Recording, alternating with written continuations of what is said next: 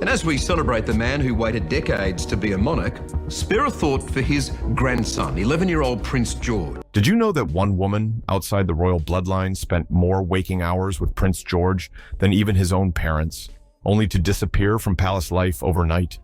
Maria Teresa Turrion's story begins long before her brown button Norland uniform blended into Kensington Palace corridors.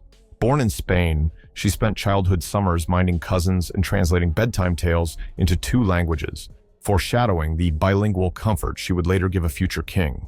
Norland College refined that instinct into discipline, defense driving, evasive walking, even cybersecurity seminars. Because watching a royal heir means anticipating threats no picture book ever mentions. In 2014, 8-month-old Prince George needed a constant guardian, as William and Catherine resumed full royal duties. 42 resumes landed on the Cambridge's desk. Only Maria's came stapled to a discreet note from a former palace aide. She treats protocol as invisible fencing, always there, never seen. One 4-hour interview and a background check later, Maria accepted the post with 3 words: for the child. She moved into a modest staff room overlooking the rose garden, setting a travel clock 5 minutes fast, so she'd never keep George waiting. Her first morning began at 4:45 a.m. She tiptoed into the royal nursery to adjust the thermostat, humming a Spanish lullaby while stacking tiny cotton sleepsuits by color. When George stirred, she approached softly, palms open, voice steady, establishing the trust that would define their bond. By breakfast, she already knew his signals: the ear tug that meant he was hungry, the quick inhale before a cry, the gummy grin reserved for good morning songs. Maria's mandate was simple: preserve normal childhood in a household photographed from every angle. She built routines like scaffolding: bath time at 6, story time at 7, lights out precisely 30 minutes later. But she wove surprises inside structure: sock puppet Spanish lessons, teddy bear treasure hunts, improvised dance breaks to Elton John vinyl playing softly through palace walls. Staff who breezed past the nursery door often paused, hearing George's laughter echo down a parquet hallway, rarely filled with children's shrieks. When Catherine filmed George's first wobbling steps, the camera's edge caught Maria darting forward, hands hovering but not touching, ready to catch him, yet determined he succeed on his own.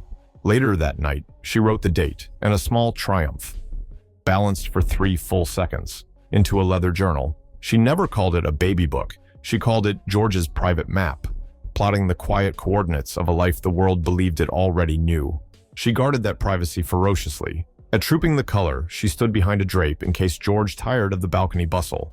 During photo ops, she knelt out of frame, shaking a rattle for smiles, retreating like a stagehand before the curtain rose. Paparazzi lenses searched for her face and found only a blur of neutral tones. Within palace walls, though, George found her waiting at every door, ready with a handkerchief, a joke in Spanish, or the wise nod that told him his feelings, good or bad, were safe to reveal. George's personality bloomed under her quiet stewardship.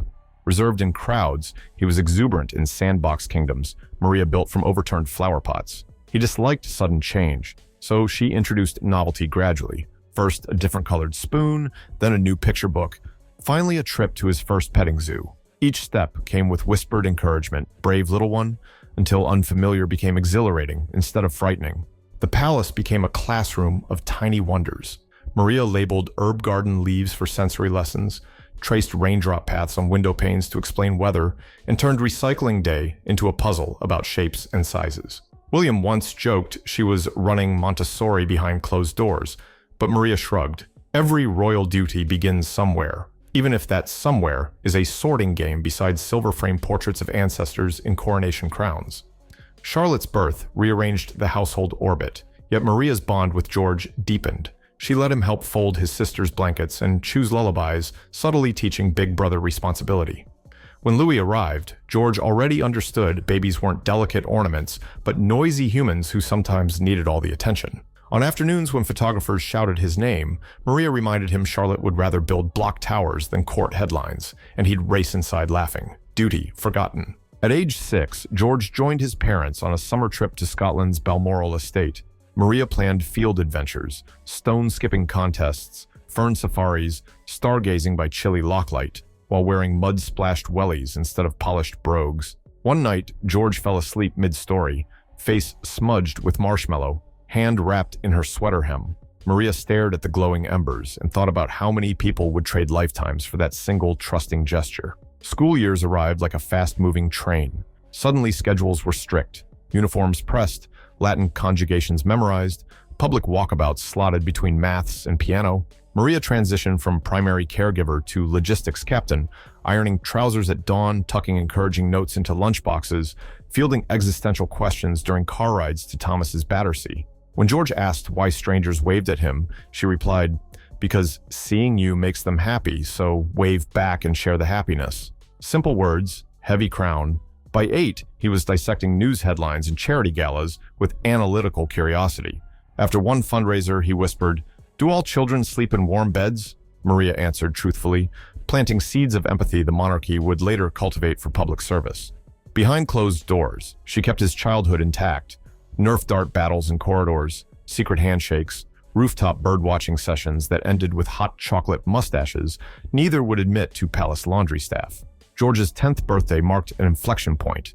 Tutors, specializing in history and leadership, replaced bedtime fairy tales. Strategy games eclipsed finger painting.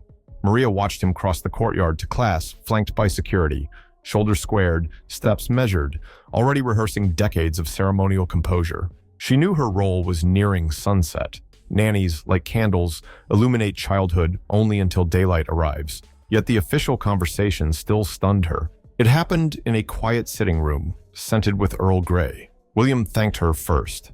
Steady voice, damp eyes. Catherine followed, fingers twisting a cameo necklace. They praised her unwavering discretion, her cultural lessons, her way of making George feel ordinary in extraordinary circumstances. Then came the sentence she had rehearsed facing the mirror, but never truly believed. "It's time for George to grow without a nanny." Maria nodded once, asked when the transition should begin, and left the room bearing a calm she felt nowhere in her chest.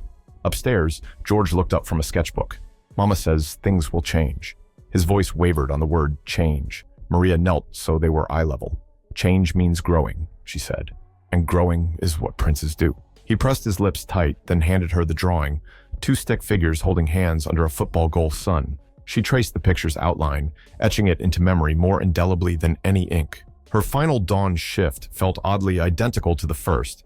Temperature check, clothes laid out, soft humming. At breakfast, George slid a small package across the table. Inside lay a leather notebook embossed with a crown and his meticulous block letters.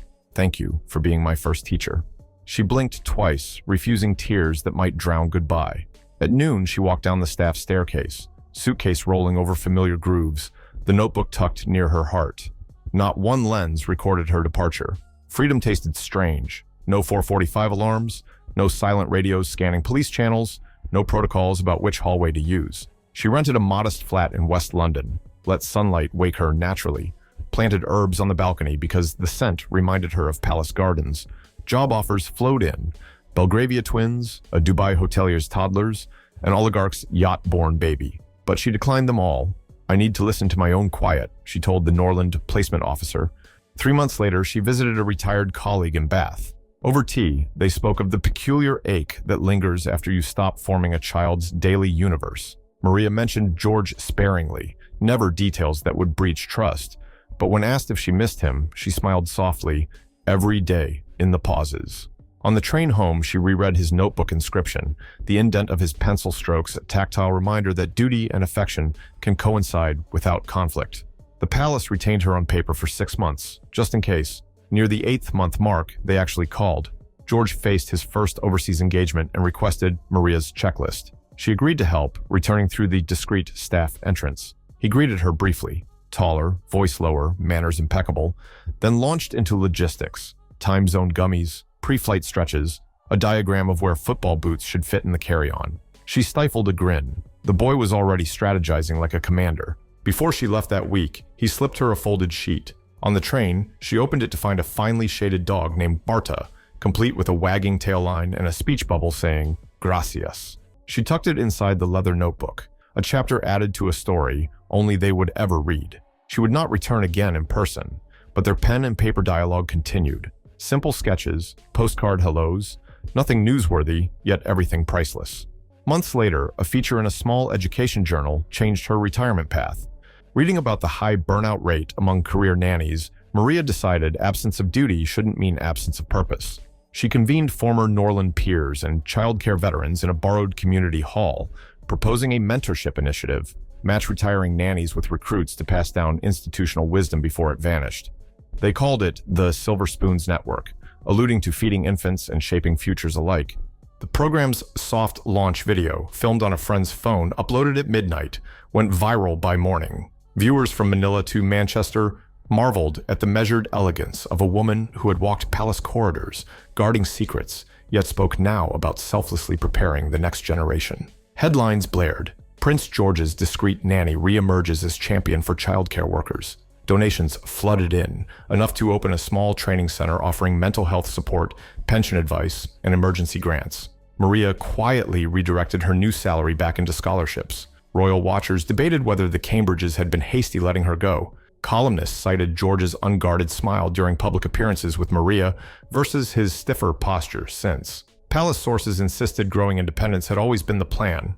Maria herself refused interviews, issuing a single statement through the network's website. Children grow best when many hands shape their horizon. I was honored to lend mine for a while. 2 years after her departure, Maria attended George's first public speech incognito, standing among schoolchildren and dignitaries in a windswept courtyard. She watched him step to the podium, adjust the microphone with practiced calm, and deliver remarks about conservation that echoed late-night library chats they once shared. As applause swelled, she slipped away unnoticed, heart soaring at evidence that the confidence she nurtured still guided him. The Silver Spoons Network soon expanded beyond Britain, partnering with relief agencies to sponsor caregiving scholarships for orphans who aged out of foster systems. Maria spent evenings video conferencing with trainees in Nairobi and New Delhi, teaching de-escalation techniques and lullabies that transcend language. She often ended sessions by reminding them a steady presence outweighs 1,000 toys. Screens muted, many recruits wiped tears, inspired to build legacies as quiet yet enduring as hers. On George's 13th birthday, a thick envelope arrived at her flat. No royal crest, just his handwriting. Inside lay a pencil sketch of Kensington's herb garden, now overrun with bees, and a letter. You once said the garden hears every secret. I still go there when life feels loud. Maria placed it beside the notebook, realizing her greatest gift was invisible, a sanctuary of memory he could revisit whenever pomp became oppressive. That autumn, Norland College invited her to deliver the graduation keynote. Standing at the lectern, she spoke not of royalty, but of gravity and grace, the balance every caregiver must strike between rules and tenderness. When she finished, 90 new nannies rose in unanimous ovation. Clutching programs later found doodled with the phrase "gravity plus grace" in looping cursive.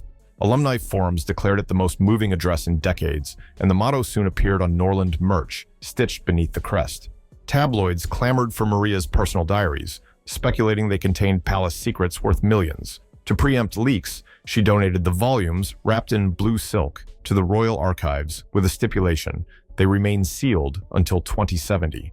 Archivists noted the gesture would give George, then king, the first chance to read them. Maria smiled at the thought of an older George discovering the day-to-day ordinariness she fought to preserve. At 14, George visited a Silver Spoons workshop under a pseudonym arranged by his security detail. He observed puppet therapy demonstrations, chatted with trainees, and slipped Maria a thumb drive of children's stories he'd recorded for charity.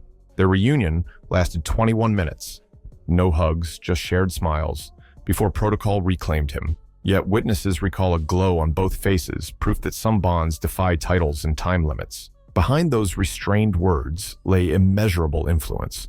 She had taught a prince empathy through bedtime questions, resilience through scraped-knee pep talks, bilingual curiosity through sing-song Spanish. She left him armed with inner scaffolding sturdier than any palace stone. The sense that kindness is stronger than protocol, that responsibility begins with small courtesies, and that gratitude should always be handwritten. Each time George waves to a crowd or bends to speak with a shy child, echoes of Maria's lessons ripple outward, unseen but undeniable. And so, as the future king steps forward under a heavier spotlight, remember the quietly courageous woman who once kept night watch at his crib and later stepped aside so he could stand taller. Her life did not end when she walked out the palace door. It expanded into a mission shaping hundreds of caregivers who will, in turn, shape thousands of childhoods. One nanny, 9 years, infinite ripples. Now I want to know what you think. Was the palace right to encourage George's independence, or did letting Maria go risk losing the one voice that grounded his childhood? Scroll down, share your thoughts in the comments, and don't forget to like and subscribe if you enjoyed this deep dive into the untold side of royal life. Your perspective fuels future stories, so let's keep the conversation going. Thanks for watching. Until next time.